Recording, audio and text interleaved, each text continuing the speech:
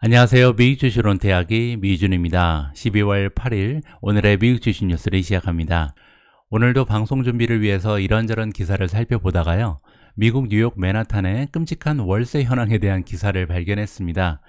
이번 기사 내용에 따르면요. 지금 현재 맨하탄 쪽의 평균 월세가 5,200달러를 넘어간다고 합니다. 그렇게 되면 하나로 한 700만 원 가까이 되는 돈이거든요. 제가 지내고 있는 영국의 물가도 만만치 않지만 정말 미국 맨하탄, 뉴욕 쪽의 물가는 하늘을 찌를 듯한 추세를 보이고 있습니다. 그리고 이제 맨하탄 같은 경우는 호화로운 아파트가 많기 때문에 평균 월세는 좀 올라갈 수 있는 경향이 있잖아요. 그래서 이제 메디안을 살펴보는 게 중요한데, 메디안이 중간치잖아요. 맨하탄 아파트먼트의 메디안 렌트비 가격이요 4,000달러를 넘어갔다고 합니다. 그렇게 되면 이거 역시도 530만 원 정도 되거든요.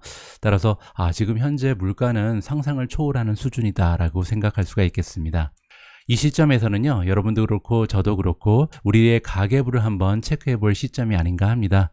조만간 오미준과 함께요, 지금 현재 지내고 있는 캠브리지의 물가 수준, 그리고 저희가 생활비로 어느 정도의 비용이 들어가는지 정리를 해서 한번 컨텐츠로 제공해 드리도록 하겠습니다. 자, 12월 8일 보내드리는 오늘의 미국 주식 뉴스 바로 시작합니다. 수요일 미국 증시는 그다지 재미가 없었습니다. 다우존스는 횡보했고요. S&P 500은 0.19% 소폭으로 하락했고요. 나스닥은 0.51% 떨어지면서 마감이 됐습니다. 성장주들의 추세를 보시면요, 한 반 정도는 떨어지고 반 정도는 올라갔는데 오픈도어가 마이너스 8.51로 가장 좋지가 않았고요.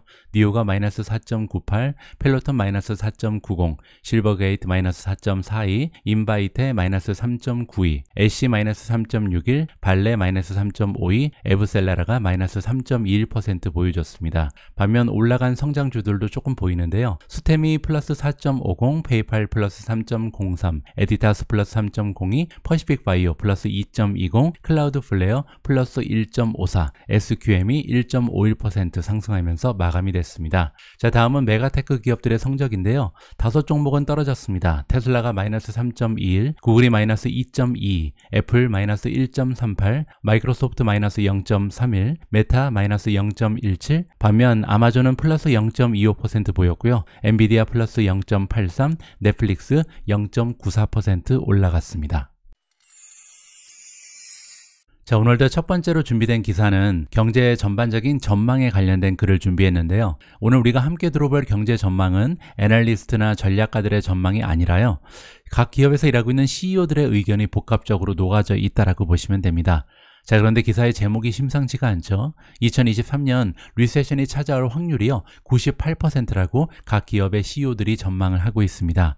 자, 자세한 내용을 한번 읽어보시죠. 다나 피터슨이라는 전문가가 등장하는데, 이분은 컨퍼런스 보드라는 기관에서 일하고 있는 최고 이코노미스트입니다.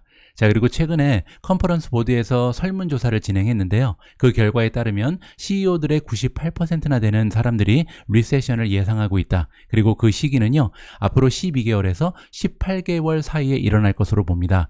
따라서 미국 경제가 빠르면 내년, 그리고 늦어도 내후년의 전반기까지는 리세션에 들어갈 확률이 높다라는 것이 CEO들의 전망이다. 이렇게 정리가 가능하죠. 그리고 이 설문조사를 올해 초에 한번 했었는데요. 그때는 95%가 예상을 하고 있었습니다.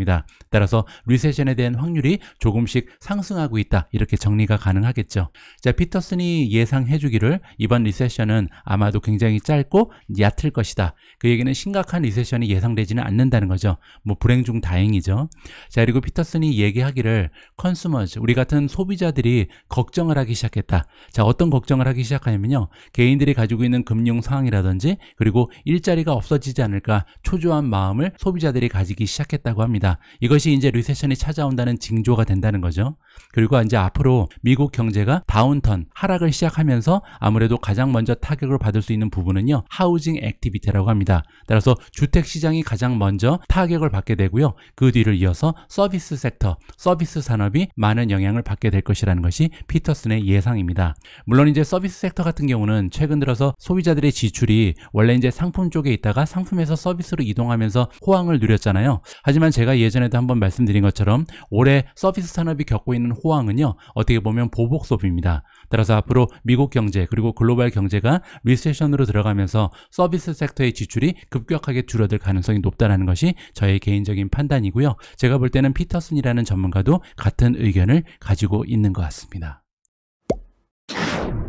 다음으로 대기하고 있는 기사는 테슬라 관련된 소식입니다. 테슬라가 드디어 태국으로 진출한다, 태국에서 판매 개시를 한다는 굉장히 의미 있는 기사가 발견이 됐거든요. 자, 테슬라가 두 개의 전기차 모델을 태국에서 수요일날 런칭했다라고 나와 있습니다. 그러면서 태국에서 사상 처음으로 일본 자동차 기업과 경쟁을 직접적으로 하게 됐다.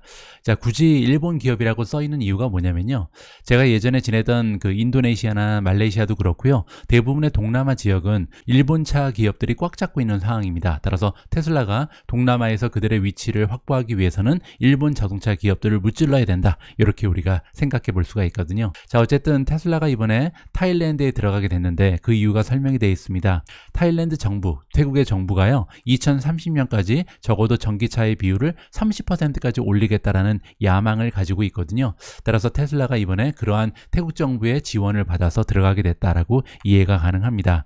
자, 전기차 자이언트 기업인 테슬라는요, 이번에 일단 판매를 온라인 채널에서만 하는 것으로 나와 있고요. 그리고 딜리버리는 2023년 초부터 가능하다라고 합니다.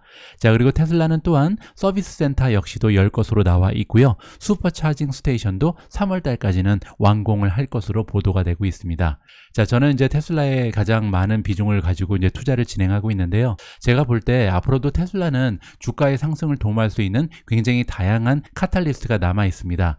몇 가지만 정리를 해드리면요. 일단 첫 번째로 테슬라가 판매하고 있는 자동차의 차종을 보면 현재는 이제 다양한 모델이 있긴 하지만 그 중에서 모델 3 그리고 모델 Y가 매출의 대부분을 차지하잖아요. 하지만 이러한 비율이 향후에는 조금씩 감소할 거라고 기대하고 있습니다. 그 이유는 일단 모델 3, 모델 Y 말고도 히트작이 앞으로 계속해서 출시될 가능성이 높거든요. 일단 세미트럭이 출시가 됐잖아요. 그리고 이제 펩시코에서 첫 번째로 고객이 되면서 앞으로 많은 기업이 세미트럭을 이용할 가능성이 있다라고 보고요. 자, 두 번째로 내년에 사이버 트럭이 나오게 될 가능성이 높습니다. 그렇기 때문에 이제 아무래도 미국 쪽에서는 사이버 트럭의 수요가 많이 있기 때문에 모델 3, 모델 Y 못지않은 굉장한 선풍적인 인기를 모을 가능성이 있다라고 생각을 하고요. 자, 그리고 가장 중요한 부분은 25,000달러 이하의 저가 전기 자동차를 우리가 기다리고 있잖아요. 따라서 나중에 이런 서민들을 위한 전기 자동차가 나오게 되면 급격하게 수요가 급등할 수 있다라고 개인적으로 판단을 하고 있습니다.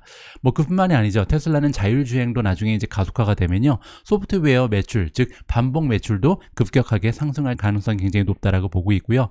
자, 마지막으로 보고 있는 것이 바로 지역적인 확장입니다.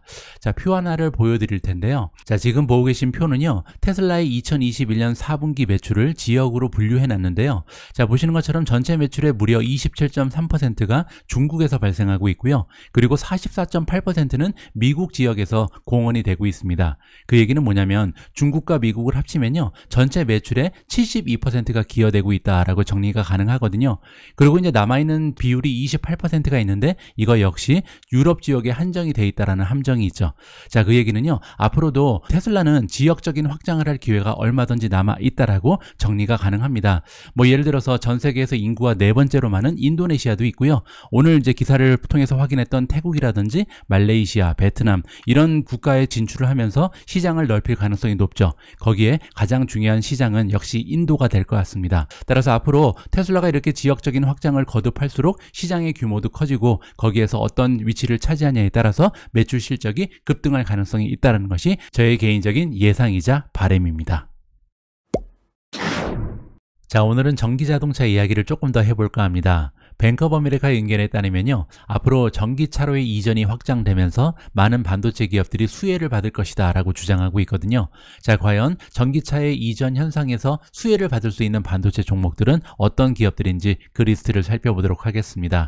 자, 아직까지도 반도체 부족 현상이 해소가 되고 있지 않죠. 그런데 그 와중에 전기차의 붐이 일어나고 있다. 따라서 이러한 현상 때문에요, 뱅크 오브 아메리카가 보기에는 많은 반도체 기업들, 특히 이제 전기차에 관련된 반도체 기업들이 많은 순위 순이익의 향상을 도모할 수 있다라고 이야기하고 있습니다. 물론 이제 자동차 산업을 전반적으로 봤을 때는요, 성장률이 굉장히 미미합니다. 앞으로 2년 동안 한 3%에서 4% 정도 향상하는 데 그칠 것이다. 따라서 성장률이 굉장히 좀 낮죠. 자, 하지만 그 와중에 전기차로의 이전 현상이 일어나고 있기 때문에 거기에 반도체 기업에 투자를 한다면 굉장히 좋은 효과를 얻을 수 있다는 거죠. 왜냐하면 반도체 기업들은요, 앞으로 2년 동안 성장률이 매년 7%에서 9% 정도 될 것으로 예상을 하는 것 같습니다. 자, 이렇게 자동차 산업의 성장은 미미한데 그 안에 들어가는 반도체를 제공하는 기업들의 성장이 뛰어난 이유가 있는데요. 그 이유가 바로 전기차에 들어가는 반도체의 수가 일반 자동차에 비해서 거의 2배 가깝다고 합니다. 자, 그 얘기는요, 한 차량당 들어가는 반도체의 가치가 $1,000를 넘어간다. 자, 그런데 원래 내연기관 자동차 같은 경우는 $600에 불과하거든요. 따라서 차량 한 대당 들어가는 반도체의 비용이 거의 2배 가깝다. 따라서 여기에서 많은 혜택을 입을 수 있는 반도체 기업들이 있다라는 논리가 성립하게 되는 거죠. 자, 그리고 우리가 보기에는 구조적인 성장이 일어날 것이다. 앞으로 자동차 산업에는요, 3가지의 현상이 일어날 거라고 얘기합니다. 첫 번째는 디지털화가 될 거고, 두 번째는 이제 자율주행 쪽으로의 진화가 시작되겠죠. 그리고 마지막으로 전기차의 이전 현상이 확장되면서 앞으로 계속해서 꾸준한 성장, 구조적인 성장을 보일 수 있는 것이 바로 자동차 섹터의 반도체다. 이렇게 지금 이야기를 해주고 있습니다. 따라서 이러한 트렌드에서 많은 기업들이 혜택을 받을 수 있다라고 주장을 하는데요. 그 리스트를 살펴보기 전에 그러면 지금 현재 상황에서 자동차 관련 반도체 기업들의 시장 점유율을 잠깐 체크해 보도록 하겠습니다. 자, 현재 자동차 관련된 반도체 기업들 중에서 시장 점유율이 가장 높은 기업은요, 인피니온입니다. 독일 기업이죠. 8.3%를 보여주고 있고요. 두 번째는 미국 기업 NXP가 8.0%, 세 번째는 일본 기업입니다. 르네사스 일렉트로닉스가 6.1%고요. 네 번째는 텍사스 인스트루먼츠가 5.6%, 다섯 번째 ST 마이크로 일렉트로닉스가 5.3%, 보시가 3.8%, 온 세미컨덕터 3.3%, 아날로그 디바이시즈 1.8%,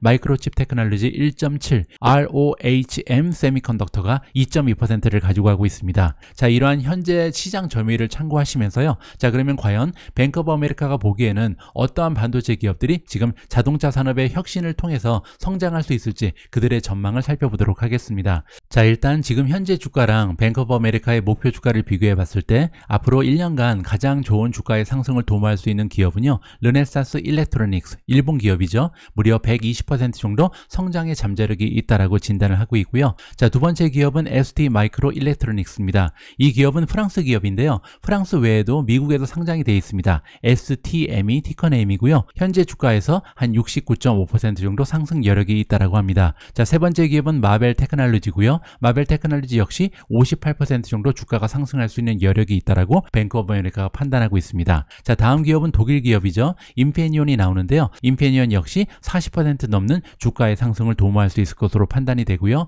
엔비디아가 등장합니다. 자율주행에 관련된 주식이죠. 28.2% 정도 상승 여력이 있다. 자, 소이텍 같은 경우는 프랑스 기업입니다. 25.4%, 퀄컴이 나오는데요. 자, 퀄컴 같은 경우는요, 아직까지는 자동차 산업의 그 존재감이 미미하긴 합니다. 하지만 앞으로 자율주행이 가속화되고 그리고 이제 5G가 자동차에 연결이 되는 스마트카 시대가 도래가 되면 아무래도 많은 수혜를 입을 수 있지 않을까, 그렇게 기대해 볼 수가 있는 거겠죠. 자, 퀄컴은 25.2% 정도 상승 여력이 남아 있고요. NXP는 22.6%, 아날로그 디바이시즈 20%, 마이크로칩 테크놀로지 13.1%, 월프스피드는 10.2%, 온 세미컨덕터 7.5% 정도 상승 여력이 남아 있습니다. 자, 반면 모든 종목이 지금 매수 의견인데 한 종목만 매도 의견을 받고 있는데요. 바로 암바렐라입니다. 암바렐라 같은 경우는 지금 현재 주가랑 목표 주가를 비교하니까요, 마이너스 12.2% 정도를 나타내고 있습니다. 자, 바로 앞에 기사를 통해서 우리는 자동차 산업이 가지고 있는 투자 기회를 발견했습니다. 앞으로 자동차 산업이 3가지의 혁신을 겪게 된다. 그 첫 번째는 디지털화고요. 두 번째는 자율주행으로의 진화, 그리고 세 번째는 전기차로의 이전이잖아요. 자, 이러한 구조적인 성장이 가속화되면서 많은 반도체 기업들이 혜택을 받을 것이다. 이것이 이제 뱅크 오브 아메리카의 주장인데요. 자, 이번에는 시킹 알파의 툴을 통해서 이러한 기업들의 평가를 좀 살펴보도록 하겠습니다. 자, 제가 미리 들어와서 뱅크 오브 아메리카 반도체 전망이라는 이름으로 이 기업들을 가지고 포트폴리오를 만들어 놨는데요. 자, 레이팅을 좀 살펴보도록 알아보도록 하겠습니다. SA 오토즈 스코어를 먼저 좀 보시죠. SA 오토즈 스코어는요, 시킹 알파와 연계되어 있는 7,000여 명의 주식 전문 블로거들이 주는 점수입니다. 자, 현재 주식 전문 블로거들이 볼 때 가장 좋아 보이는 기업은 STM입니다. ST 마이크로 일렉트로닉스가 5점 만점에 5점을 받고 있고요. 자, 그 뒤를 이어서 NXP가 4.25, 마이크로칩 테크놀로지가 4.00, 온 세미컨덕터 3.80, 퀄컴 3.77, 마벨이 3.72를 받고 있습니다. 두 종목이 지금 아직까지는 보유 의견을 받고 있는데요. 월프스피드 그리고 엔비디아는 매수 의견을 받지 못하고 있다. 이렇게 정리가 가능하겠죠. 자, 다음은 월가의 전문가들 애널리스트 주는 점수인데요. 가장 좋은 점수는 마벨 테크놀로지가 가져가고 있습니다. 4.52를 받으면서 유일하게 강력 매수 주장을 받고 있고요. 자, 두 번째로 STM이 4.37, 온 세미컨덕터 4.26을 받고 있고요. 암바렐라도 4.25로 나쁘지 않고요. 엔비디아가 4.25를 획득하고 있습니다. 현재 자동차 관련된 모든 종목들이 월가 점수로는 다 매수 의견을 받고 있다. 이렇게 정리가 가능합니다. 자, 세 번째로 퀀투스코어입니다. 시킹 알파의 수치적 분석, 정량적 분석을 통해 살펴봤더니 강력 매수를 받는 종목이 4개나 됩니다. 첫 번째는 온 세미컨덕터고요. 두 번째는 마이크로칩 테크놀로지, 세 번째는 STM, 네 번째 NXP. 이렇게 4종목은 퀀투스코어로도 굉장히 좋은 평가를 받고 있고요. 나머지 6종목은 아직까지는 보유 의견에 머물러 있습니다. 참고하시면 좋을 것 같습니다. 자, 다음으로 준비된 기사도 자동차 관련된 소식인데요. 이번에는 우버가 등장합니다. 자, 우버랑 지금 모셔널이랑 파트너십을 결성했다. 모셔널은 예전에 제가 기사를 통해서 알려드린 것처럼 우리나라의 현대 그리고 앱티브라는 기업이 힘을 합쳐서 만든 조인트 벤처 기업이다. 이렇게 보시면 되고요. 자, 우버랑 모셔널이 힘을 합쳐서 로보택시 서비스를 라스베가스에서 시작한다라는 굉장히 흥미진진한 내용이 발표되고 있습니다.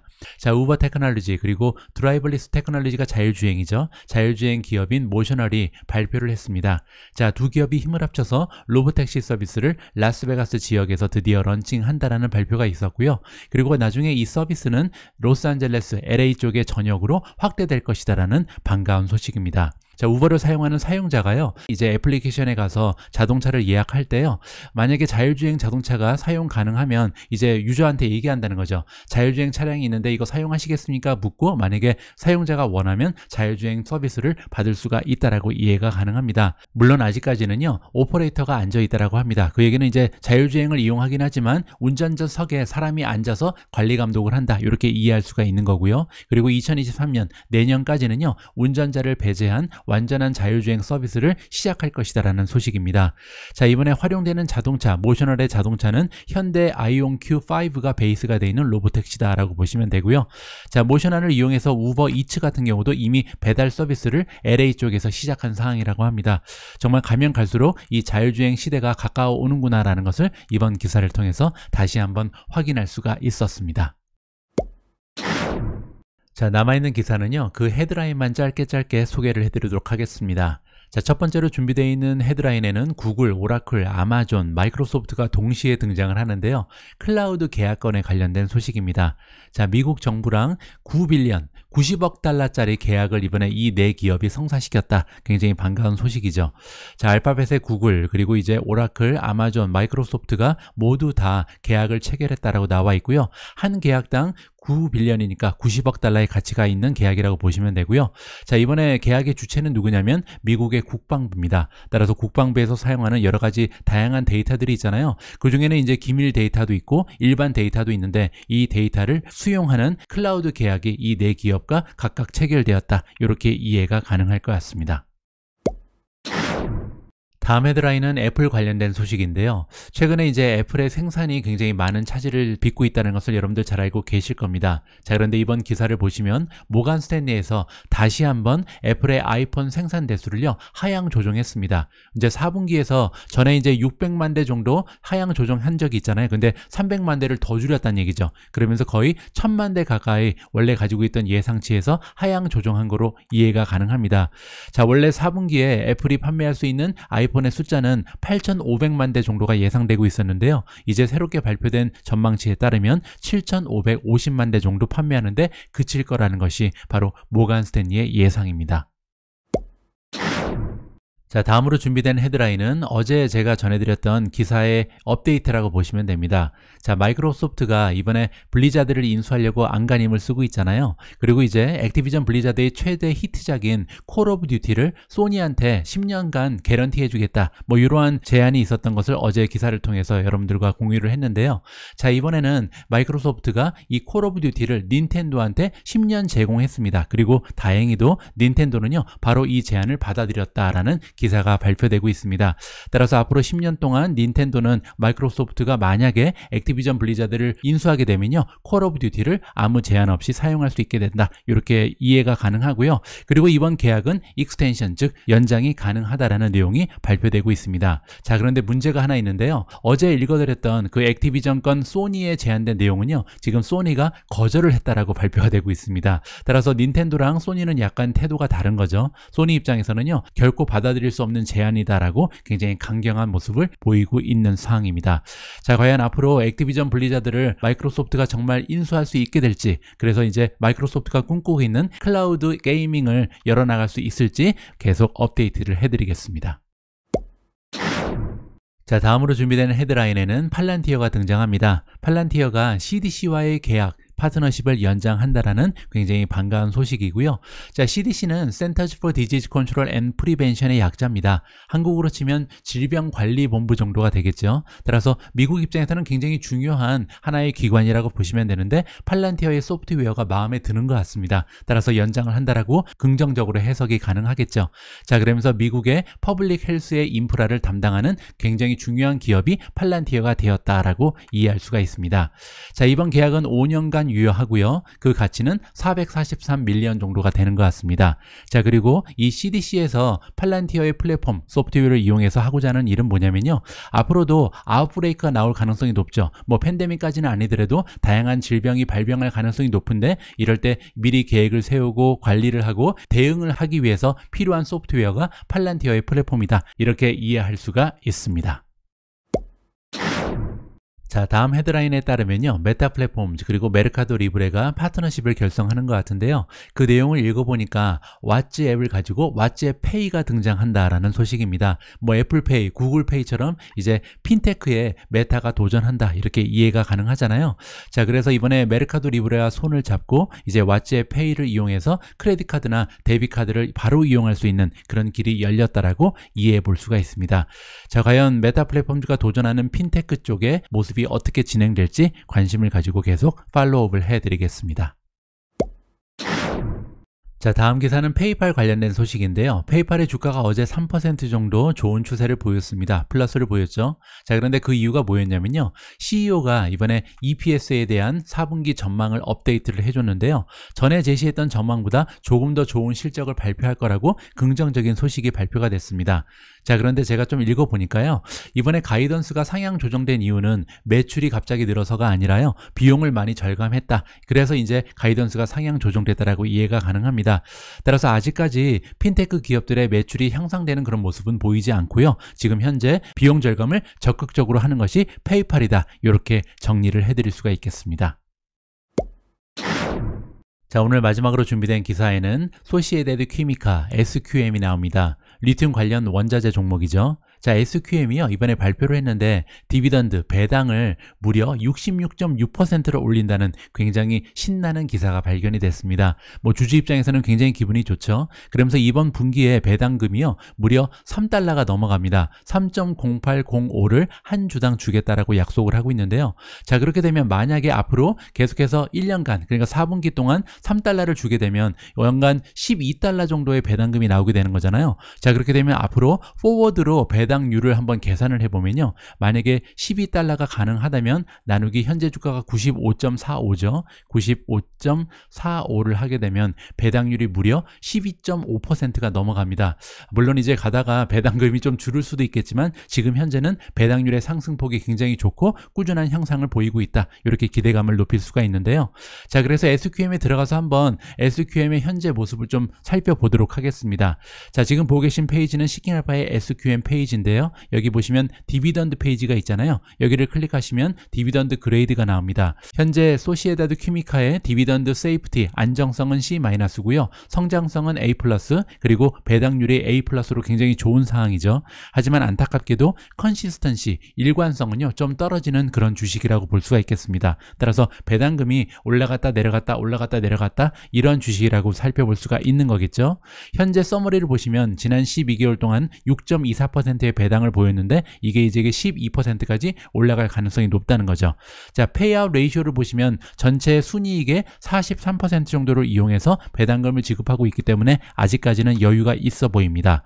지난 5년 동안 배당 성장을 보시면요 37.92%라는 굉장히 좋은 성장률을 보여줬고요. 하지만 일관성이 없는 배당 성장을 보여줬다는 것이 하나의 약점으로 지적될 수가 있을 것 같습니다. 자, 그리고 앞으로 소시에다드 퀴미카의 배당이 어떻게 될지 전망치를 살펴볼 수가 있거든요. 자, 다시 위로 올라가셔서 디비던드 배당의 서브 메뉴를 보시면요 가장 오른쪽에 디비던드 에스티메이트이 있습니다. 배당의 전망이라고 보시면 되겠죠. 자, 배당 전망을 컨센서스를 보시면요 2023년 그리고 2024년에 전망치가 나와 있는데요. $5.94, $8.89 그리고 2024년 $7.89 정도를 여기 나와 있는 7명에서 9명 정도의 애널리스트가 전망하고 있다. 이렇게 정리가 가능할 것 같습니다. 12월 8일 보내드린 오늘의 미국 주식 뉴스는 여기까지입니다. 오늘 방송도 마지막까지 함께 해주신 모든 분들께 감사의 말씀을 드립니다. 여러분들 남아있는 하루 잘 정리하시고요. 날씨가 쌀쌀한데 건강에도 유의하시기 바랍니다. 우리 모두가 미국 주식 투자로 은퇴하는 그날까지 다 함께 화이팅입니다. 행복한 하루 되세요. 감사합니다.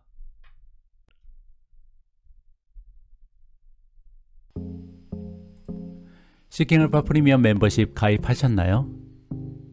시킹알파 프리미엄 멤버십이 제공하는 다양한 기능들을 소개해드리도록 하겠습니다. 가장 먼저 이미 투자하고 계신 종목을 팔로우하는 방법입니다. 여러분들의 관심 종목에 알람을 설정할 수 있습니다. 검색창을 통해 원하는 종목을 찾아 팔로우 버튼을 클릭하시면 해당 종목을 추가하실 수 있습니다. 종 모양의 아이콘이 보이시죠? 종목에 대한 평가가 바뀔 때마다 바로 업데이트를 받으실 수 있습니다. 퀀트 점수가 보유에서 매도로 바뀐다든지 월가의 점수가 보유에서 매수로 바뀔 때도 알람이 울리게 됩니다. 퀀트 분석에 대해 잠깐 설명드리자면 3가지 방식의 종목 투자 가치, 5가지의 평가 기준에 대한 점수가 나와 있고요. 해당 섹터에서 순위도 볼 수 있습니다. 가장 중요한 건 투자 가치 평가 카드입니다. 시킹알파 알고리즘에 의해 실시간으로 업데이트되고 있습니다. 수천 개의 미국 주식 종목들을 정량적으로 분석하고 같은 섹터에 있는 기업들과 비교 평가합니다. 퀀트 분석에 대해 조금 더 자세히 알아볼까요? 파란색 글씨의 퀀트를 클릭하시면 과거 퀀트 레이팅의 변화를 확인하실 수 있고요. 퀀트 평가의 기준이 되는 5가지 팩터 그레이드 점수를 볼 수 있습니다. 그 중에 하나를 클릭하시면 세분화된 평가 기준이 나와 있는데요. 각 항목별 점수도 확인하실 수 있습니다. 퀀트 분석을 통해 과거 월가의 전문가들만 볼 수 있었던 기업의 펀더멘탈을 쉽게 살펴볼 수 있게 된 것이죠. 다시 종목의 메인 페이지로 돌아와서 아랫부분으로 쭉 내려오시면 해당 종목에 대한 수많은 기사들을 만나보실 수 있습니다. 프리미엄 멤버들이 누릴 수 있는 또 하나의 커다란 혜택입니다. 시킹알파 프리미엄 멤버들은 미국 주식에 관련된 최고의 분석 기사들을 만나보실 수 있습니다. 구글 번역기를 활용하시면 누구나 쉽게 기사의 내용을 이해할 수 있습니다. 오른쪽 아래로 조금만 더 이동하시면 배당주들에 대한 투자 평가를 보실 수 있습니다. 배당 지급의 안정성, 일관성, 배당 성장성, 그리고 배당률에 대한 평가가 나와 있습니다. 배당금이 가까운 미래에 줄어들 가능성이 있는지 여기에서 파악해 보실 수 있겠죠. 시킹알파의 프리미엄 기능은 이것뿐만이 아닙니다. 메인 페이지 가장 아래쪽을 보시면 어닝콜 내용을 음성 파일이나 스크립트로 보실 수 있고요. 기업들의 프레젠테이션 혹은 SEC 파일을 다운로드 받을 수 있습니다. 기업들이 미디어에 제공한 프레스 릴리즈도 모두 나와 있습니다. 그 아래쪽에는 과거 10년까지의 기업들의 파이낸스 정보가 깔끔하게 정리되어 있습니다. 손익계산서, 대차 대조표, 현금 흐름표의 핵심 수치를 바로 보실 수 있습니다. 다음에는 Peers 탭을 클릭해 볼까요? 6가지의 종목을 비교 분석할 수 있는 유용한 툴입니다. 종목을 삭제하거나 추가할 수도 있고요. 퀀트 점수, 주식 블로거들이 주는 점수, 월가 점수를 비교할 수 있습니다. 퀀트 랭킹, 퀀트 팩터 점수, 배당률, 밸류에이션 성장성, 수익성 등을 한눈에 비교할 수 있겠죠. 이번에는 새로운 투자 종목을 발굴하는 방법입니다. 여기 탑 스톡스에 커서를 올려놓고 톱 레이티드 스톡을 클릭하시면 시킹알파 알고리즘이 선정한 최고의 종목들을 만나보실 수 있습니다. 퀀트 점수, 블로거 점수, 월가 점수, 이 세 가지 점수에서 모두 매수 이상을 획득한 종목들만 나와 있습니다. 즉 삼관왕 종목들이죠. 그만큼 리스크는 적고 수익을 낼 확률은 높은 종목들이겠죠. 이 리스트는 매일 시킹알파의 알고리즘에 의해 업데이트됩니다. 특정 산업이나 섹터에 관심이 많으신가요? 톱 스톡스를 클릭하세요. 스톡 스크리너로 이동하게 됩니다. 시킹알파가 설정해놓은 다양한 주제의 종목 발굴 툴을 이용하시거나 원하는 평가 기준으로 맞춤형 스크린을 만들 수도 있습니다. 미국 주식 블로거들의 의견이 궁금하신 분들은 마이오또즈를 방문해보세요. 최고의 블로거들과 친구가 될 수 있습니다. 투자 전략별로 분류가 되어 있습니다. 배당 주식 블로거를 클릭해볼까요? 그들이 올려놓은 모든 분석 기사들을 읽어볼 수 있고요. 이 블로거가 과거 해당 종목에 대해 어떤 평가를 했는지도 확인할 수 있습니다. 마음에 드는 주식 블로거를 찾으셨으면 팔로우 버튼을 눌러주세요. 그러면 새로운 분석 기사를 올릴 때마다 알람을 받으실 수 있거든요. 여러분들을 위해 투자 조언을 해줄 전문가 팀을 직접 구성하실 수 있습니다. 물론 구글 번역기의 도움이 필요하겠죠. 이 밖에도 시킹알파의 기능은 무궁무진합니다. 기관들의 투자 레포트, 최신 뉴스, 불과 베어의 의견 등 지금 바로 시킹알파 프리미엄 멤버십 가입하셔서 수많은 기능들을 직접 체험해보세요. 설명란의 링크를 통해 가입하시면 미지원 특가 할인을 받으실 수 있습니다.